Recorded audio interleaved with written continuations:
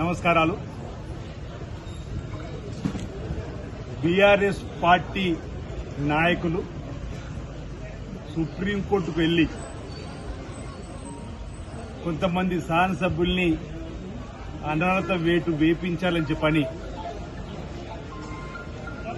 ఓ ప్రచారము అయిపోయింది, వాళ్ళ పదవులు రద్దు అవుతున్నాయి, ఉప ఎన్నికలు వస్తున్నాయని చెప్పని పగటి కలలు కన్నటువంటి వాళ్ళు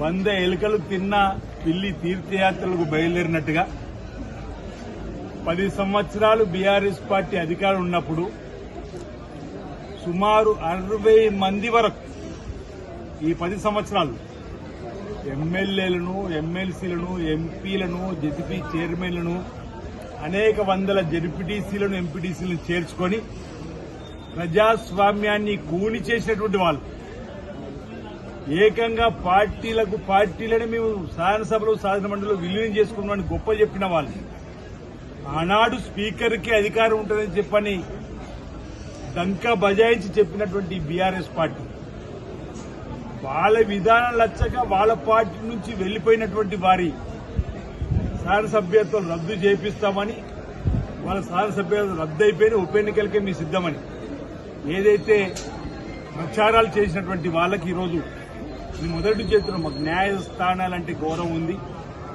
న్యాయస్థానాలు గౌరవిస్తూ ముందుకు పోతామని ఈరోజు సుప్రీంకోర్టు తీర్పు కూడా శాసనసభ్యులకు సంబంధించినటువంటి ఇప్పుడే వార్తలు వింటున్నాం.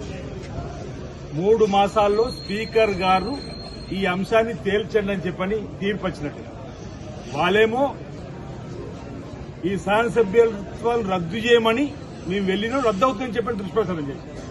సుప్రీంకోర్టు ఈరోజు ఏమి అభిప్రాయపడ్డది? ఇది